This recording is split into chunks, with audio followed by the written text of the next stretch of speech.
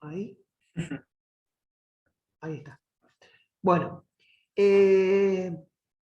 no sé qué pasa con los demás, que todavía no entraron. Bueno, segunda cuestión. Hoy vamos a hablar un poco de corporalidad y motricidad, y para eso te voy a presentar este video, que dura, es una presentación de un programa que también les recomiendo mucho, que se llama Caminos de Tiza. Y presenta el tema de la corporalidad y motricidad, los cuerpos en la escuela, de esta manera. Escuchá. ¿Qué relación hay entre cuerpo y aprendizaje? ¿Qué cuerpos de docentes y alumnos caracterizaban a la escuela tradicional y cómo se relacionaban con el espacio? La relación corporal de maestros y alumnos en el nivel inicial se transforma a lo largo de la escolaridad. ¿Qué lugar tiene en la escuela la expresión de las emociones y el cuidado del propio cuerpo y de los otros?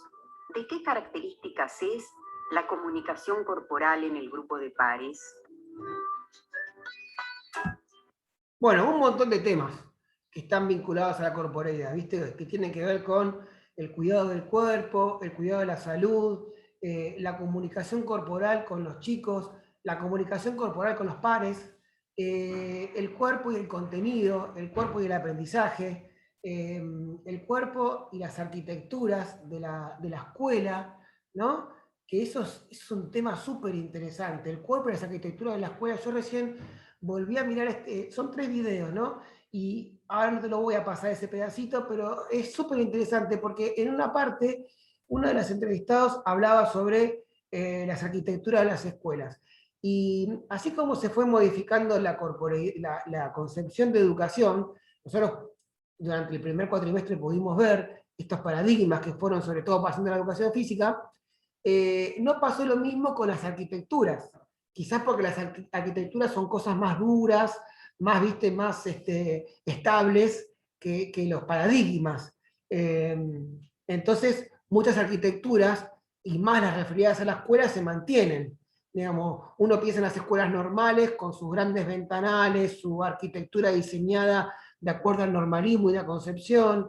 Después nosotros, si nos pensamos, por ejemplo, en nuestros patios, los patios de las escuelas, muchos patios son patios cementados que no tienen casi verde, no hay un árbol, no hay pasto, y qué difícil que es para nosotros cuando planificamos el eje corporeidad y relación con el ambiente, pensar en el ambiente cuando nos falta todo eso, ¿no? Ahí hay una arquitectura que nos condiciona de alguna manera porque uno trabaja en un patio que es de cemento, donde parece que gran parte de la naturaleza queda por fuera, ¿no? Que es el pasto, los árboles, enredaderas, un montón de cosas que podrían estar ahí presentes y sin embargo no lo están. Entonces, esta especialista decía, así como se modificaron los paradigmas, también se tiene que modificar las arquitecturas de los colegios, lo que no significa tirarlos para abajo, no derrumbarlos, pero sí empezar a pensar esto de cómo construyo un aula, cómo designo un aula, cómo pienso en los bancos. Digamos, cuando yo empecé a dar clases en la Católica, los chicos se asombraban mucho porque yo llegaba, las clases empezaban a las 6, esta materia, yo llegaba a 6 menos 10, y lo primero que hacía era desordenar, entre comillas, desordenar el aula. ¿No? ¿Por qué? Porque viste que ahí en la Católica está todo muy ordenadito, un banco atrás del otro, ¿no? Entonces yo agarraba, corría toda la mesa para atrás y ponía las mesas, las sillas en círculo. Eh, Antes de esto, observaba en clases anteriores que así como en la clase, en la clase de gimnasia, ¿te acuerdas cuando vimos Barbero? Que Barbero hablaba de las clases de gimnasia y decían cómo, él explicaba cómo las clases de gimnasia se disponían los alumnos, ¿no? Los que estaban, los que, digamos, los que entendían mucho y estaban muy empapados de lo que la profesora iba a dar, estaban más cerca, por atrás estaban los más tímidos y muy por atrás estaban los que recién empezaban. Bueno, algo similar pasa en el aula. Pareciera que cada uno tiene su lugar. Entonces era muy cómico, porque yo de las primeras 3 o 4 clases veía como todos entraban, capaz que a vos también te pasa, es un acto inconsciente y tiene que ver con cosas que uno viene trayendo de la educación tradicional, formatos de la educación tradicional, que es que uno entra y se sienta en el mismo lugar, en cada una de las clases, ¿viste? Va y se sienta en el mismo lugar. Parece que uno adoptara ese lugar. Entonces cuando vos esa disposición la rompés y pones otra, como que sorprendés. Entonces, ¿qué hacía yo? Mi intención era sorprender, iba por otro lado la cosa, pero yo ponía las mesas por atrás y las sillas en sentido circular, porque ese sentido circular tenía digamos, el objetivo de que hubiese una clase de pares, ¿no? Una clase donde estuviéramos todos tras nuca, como en la fila, tomando distancia. Ahora incluso te voy a mostrar algo que tiene que ver con eso, con el orden de la fila, con la distancia, sino un lugar donde a través del círculo todos pudiéramos ver y tener el mismo espacio para discutir, para debatir y para aprender. Ni más atrás, ni más adelante, ni más cerca del docente, ni más lejos del docente, sino todos en círculo, dispersados de la misma forma. Y además ese círculo me da la oportunidad de observar esa comunicación corporal. Digamos, si yo pienso la corporeidad como el sentir, pensar, hacer y expresar en el mundo, a través del círculo yo puedo ver cómo el otro se expresa no solamente con la palabra, sino con las manos, con los ojos, con la gestualidad, con su manera de sentarse, si está más derecho, más encorvado, ¿se entiende? Ahí hay toda una expresión corporal que nosotros como docentes, como especialistas de la corporalidad y del cuerpo, tenemos que saber leer. Algo nos está diciendo. Y eso es súper importante. Yo al respecto tengo por acá, decime si te perdés. Además, profe, Sí. no, o sea, te iba a decir, además no solo en la facu no pasa, pero en las escuelas es muy común también, en la de institución privada, digamos, más todavía ese ordenamiento de te sentás o por orden alfabético, o mujer y varón, o X, ¿viste? Que justamente es eso que estamos hablando, o sea, que esa arquitectura lleva años y que no se modifica.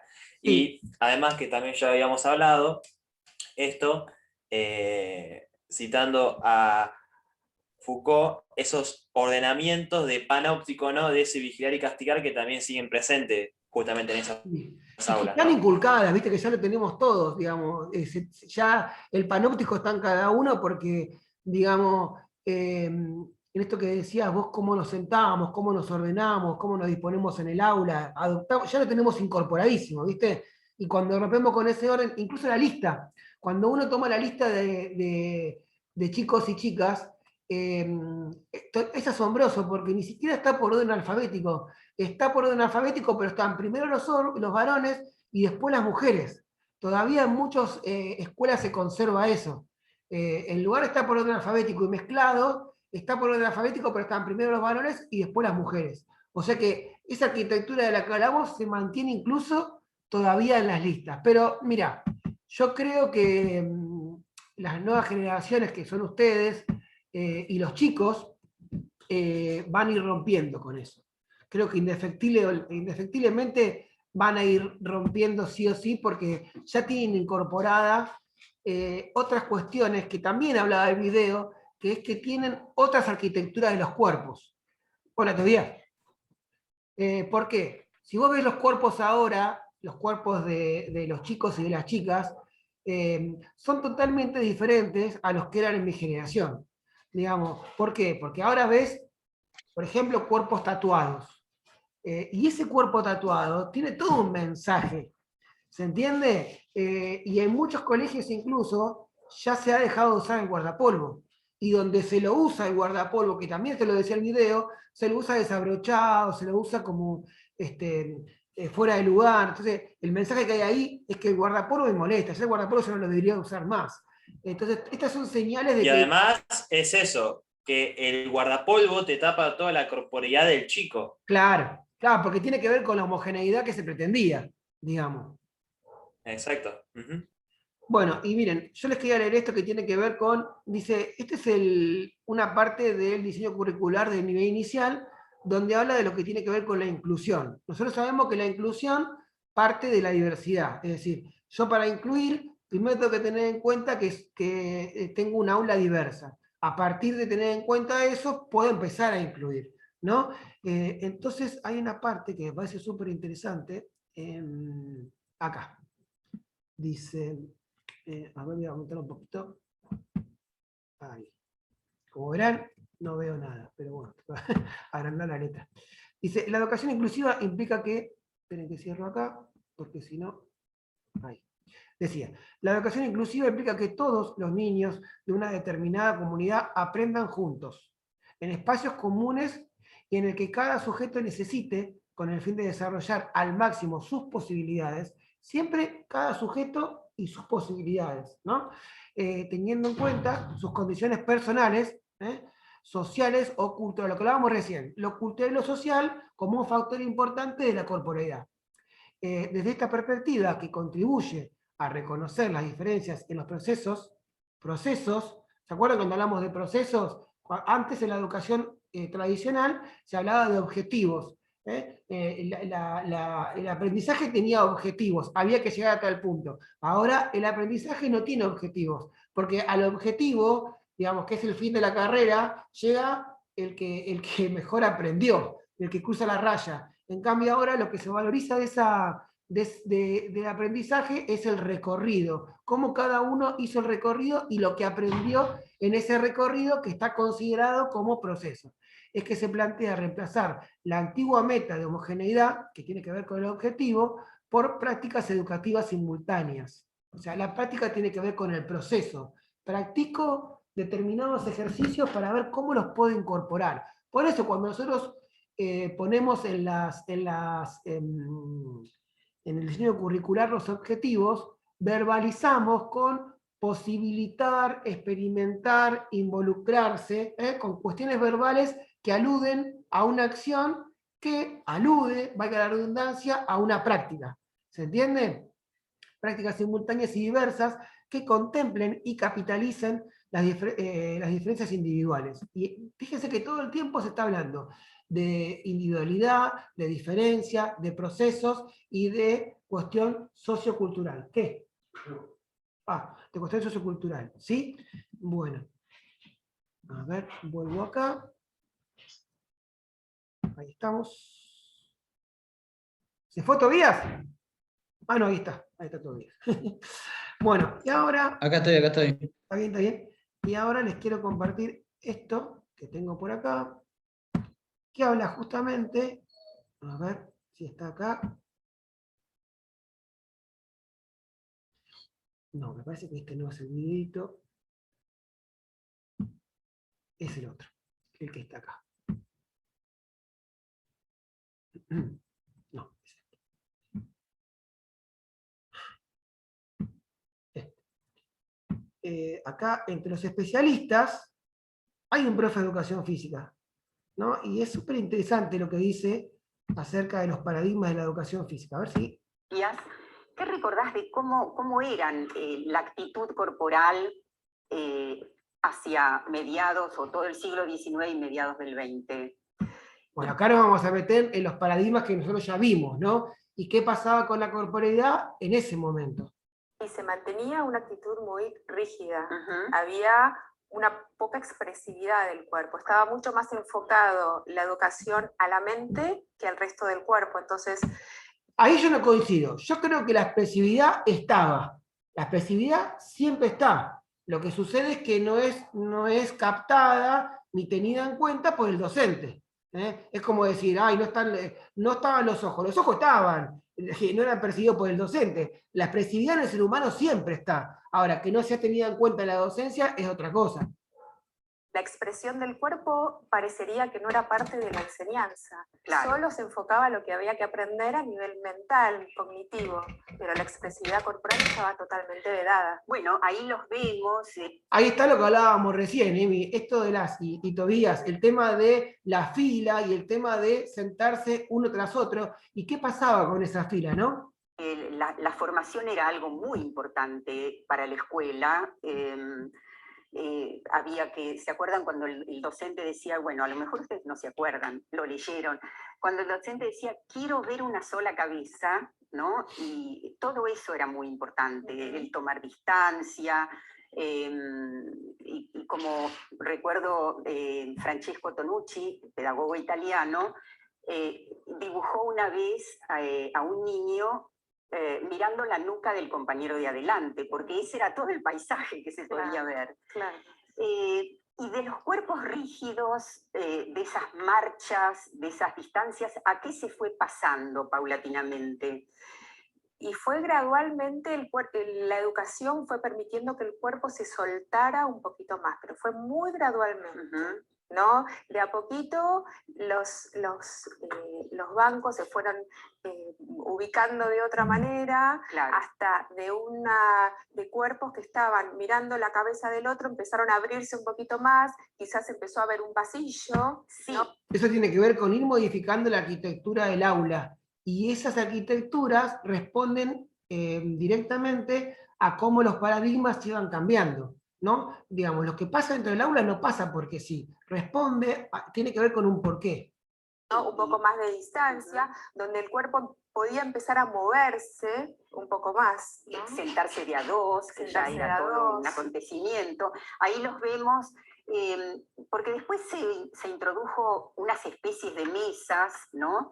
Donde también podía haber varios, pero ya estamos hablando del presente prácticamente. Una clase de educación física muy antigua, ¿cómo era? ¿Era competitiva, por ejemplo? No, lo que pasa es que el tema del deporte en Argentina entra a partir de la tercera década, de un conjunto de discusiones que hay entre el fundador del Instituto de Educación Física, Romero Bres, y la Sociedad Esportiva, Jorge Newbery y demás. Pero básicamente el modelo era el de la gimnasia sueca o la gimnasia alemana. Esta es la gimnasia sueca, que es como se llamaría la calistenia, ¿no? O sea, un comando rígido, como un comando dirigido, directo, donde todos tienen que al mismo ritmo seguir las órdenes del docente. Y cuando hay alguien que está por fuera del ritmo, ese poder que se despliega sobre todos se despliega sobre cada uno. Ajá. Es un poder, digamos, omnium et singulatium, a todos y a cada uno, un dispositivo de gubernamentalidad sobre el cuerpo, muy desplegado a partir, digamos, de los maestros de gimnasia, sí, de la ley Ferdi, de la ley 1420. Sí, pero también aparece como muy militarizado, ¿no? Sí, pues es un comando directo, pero sin embargo, la escuela no es un cuartel, como dice Romero Bres. Sí. Porque esto llevó a confusiones. La corporación militar quiso decir, bueno, si ustedes hacen esto, entonces los sargentos y los cabos somos los que tendríamos que dar la clase. Claro. Y Romero Bres con Pisurno le contestan la famosa frase, la escuela no es un cuartel, construye ciudadanos. Esto, digamos, tiene que ver con lo que yo vengo hablando desde el principio de año, digamos. Todas estas cosas nosotros las tenemos incorporadas porque pasamos por colegios donde todavía el mecanismo de homogeneidad está presente. Y por ende nos han, entre comillas, empapado de esas cuestiones. A veces cuando damos clases, y a mí me ha pasado, se nos escapa alguna cuestión militar, se nos escapa el tema del comando, ¿no? De hecho, esperen que le dé la puerta a la perra, tengo una perra de policía que me está destrozando la casa. Aguanten un segundo.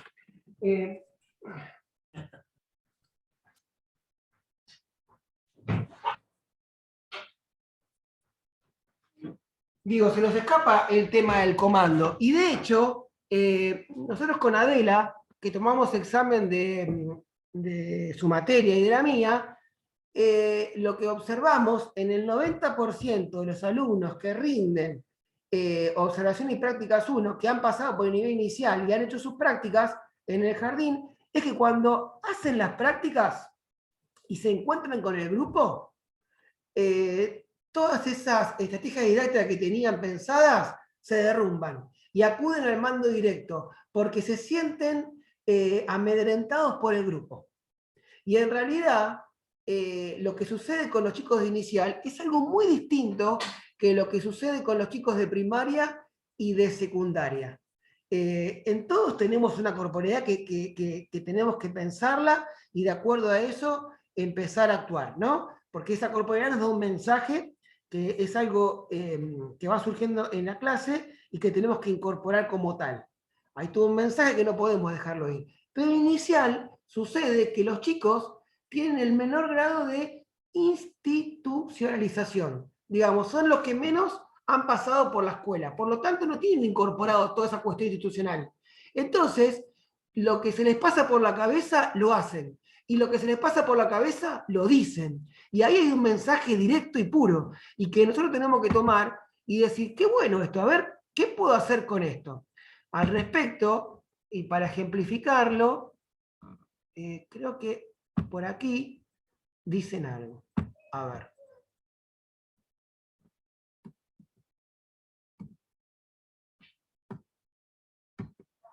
Un segundo, que avanzo sobre esto.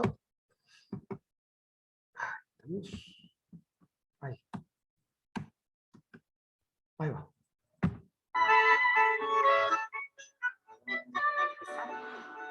A mí me hizo pensar en una cuestión, lo que decía Graciela, que es si estos procesos que estamos diciendo que hoy podemos registrar en las escuelas, si no quedó como muy atrás el cómo pensar la arquitectura de las escuelas y el mobiliario, ¿no? Que son los lugares... Eso es lo que hablábamos recién, ¿no? Donde sucede, donde los cuerpos se mueven y se desplazan en la escuela. Sí, cómo se relacionan con el espacio. Exacto, que hay procesos mucho más interesantes y más móviles, pero nos quedamos con las mismas arquitecturas de las aulas que podrían ser mucho más ricas y pienso que habilitarían otros procesos, ¿no?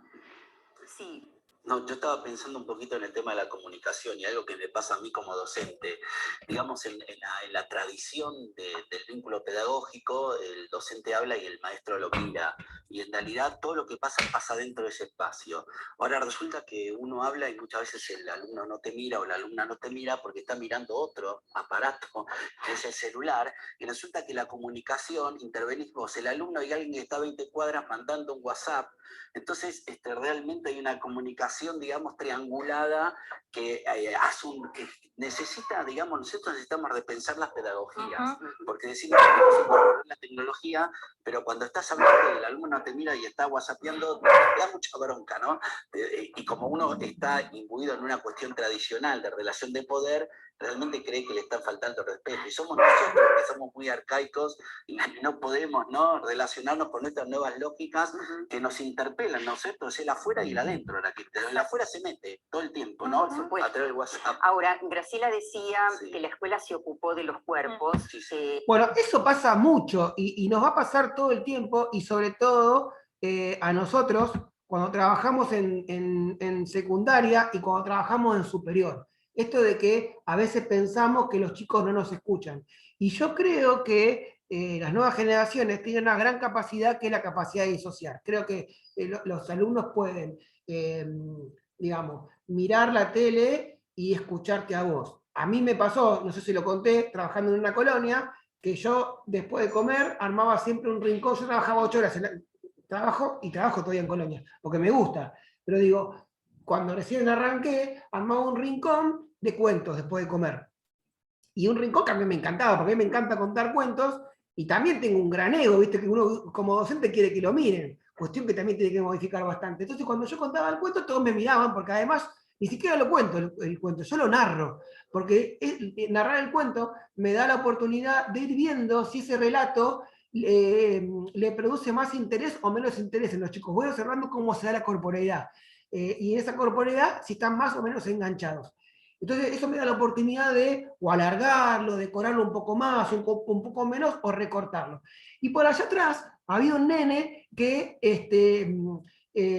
mientras yo contaba un cuento, que era buenísimo el cuento, que a mí me encantaba, que todos estaban enganchados, que yo sabía que era muy inteligente, estaba jugando con un autito, haciendo montañitas, y yo, en mi ego, tenía la sensación de que él no me escuchaba.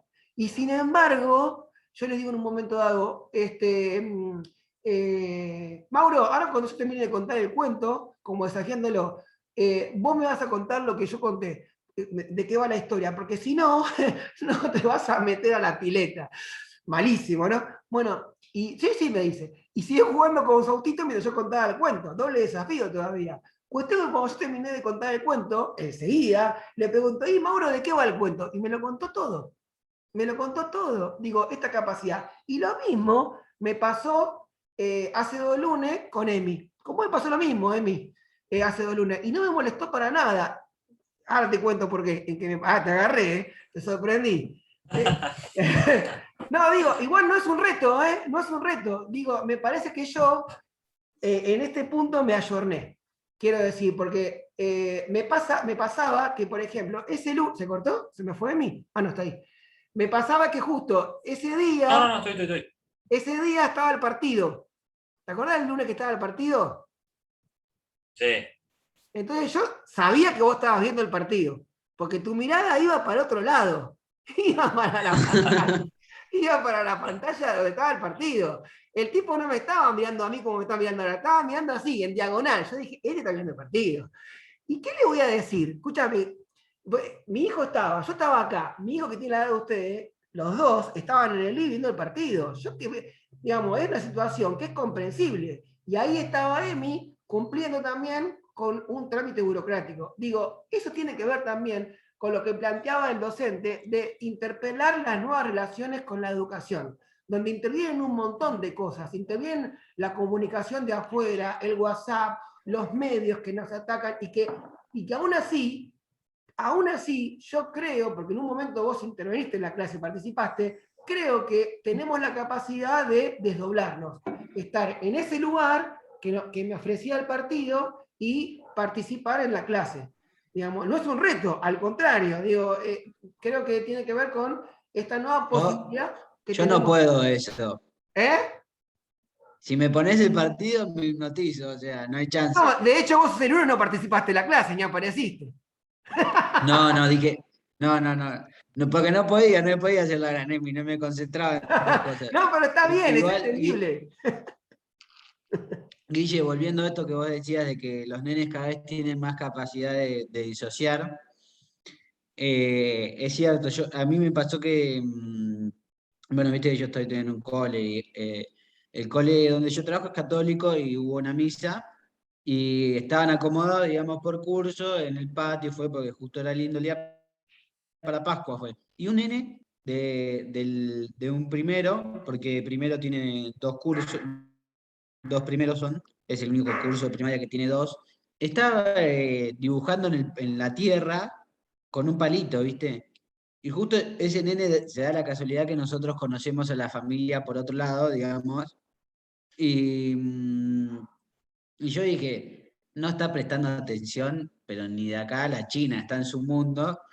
Y después la madre que la conoce a mi mamá, le dice, che, así que tuvieron misa, no sé qué. Dice, Tiago, que es el nene este, quedó fascinado con la humildad del padre Tommy, no sé qué.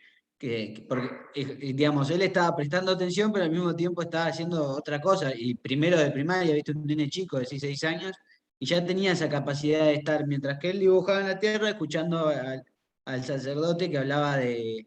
Está bien que igual el sacerdote no puso toda la onda para hacer una misa de primaria, habló de las papitas fritas, Sí, como sí, que sí. le puso Pero estuvo ahí. didáctica, pero estuvo ahí el nene, ¿viste? Vos decías, no, si le pregunto, termina la misa, le pregunto qué dijo, no me responde ni a palo. Y todo lo contrario, pudo y siguió todo, digamos, no se perdió de nada. Sí, creo que también eso responde al tema de salirnos de esa educación trasnuca, ¿viste? Donde tenía que estar todos formados o sentados mirando hacia adelante porque eso garantizaba mayor atención. Cuando en realidad a mí muchas veces me pasó estando mirando hacia adelante como me pedían, con los ojos fijos pensando en la nada, porque lo que decían no me interesaba, y con la mente en blanco, y no había escuchado nada. Claro. Eso no me garantizaba nada, estar mirando al docente.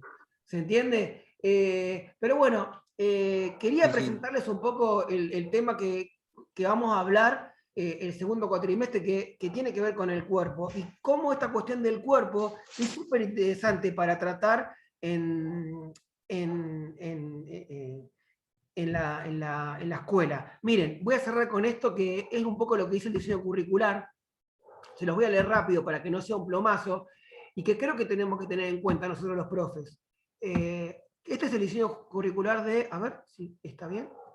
No, este no, el otro. El diseño curricular de jardín. No, pero que tendría que estar en todos el contenido este tendría que estar en todos los diseños curriculares. Dice, Dice, en la actualidad la educación física es concebida como práctica social que se manifiesta en diferentes actividades motrices propias de la cultura y como disciplina pedagógica en el ámbito educativo. Ahí tenemos práctica social, cultura, sociedad, ámbito educativo. Digamos, como las palabras clave, un montón de palabras importantes en una oración cortita, ¿no? En este sentido, la educación física interviene intencional y sistemáticamente. Estas características que tiene como si fuera una gimnasia, ¿no? Intencional porque yo quiero, como cuando planifiqué, ¿qué quiero enseñar? Esa es la intención. Y sistemáticamente es la temporalidad que le doy, ¿no? De la constitución de la corporeidad y motricidad de los sujetos.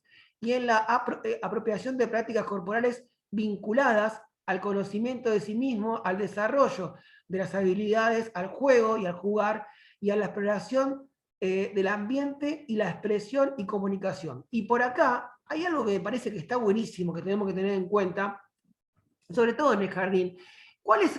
Cuando hablamos de proceso, ¿vieron cuando hablamos de proceso? El proceso puntualmente esto. Miren lo que dice acá. Dicha construcción debe realizarse con un profundo sentido lúdico, o sea, el juego, ¿no? Que permita avanzar desde el yo me animo a hacer. Esto tiene que ver cuando yo propongo, dale, animate, vamos, a ver cómo tirás la pelota al yo puedo hacer. Claro, vos podés hacerlo. Y concretando al yo sé hacer. Eso, ahí en el yo me animo, yo puedo, yo sé hacer, eso puntualmente el proceso de enseñanza y aprendizaje. Y que tiene que ver con la corporeidad. Y como dice acá, en las diversas prácticas corporales que la educación física propone, y agregaría yo, para los diversos niños y niñas que en la clase tenemos y que está expresado en cada una de las corporeidades que se dan en el aula.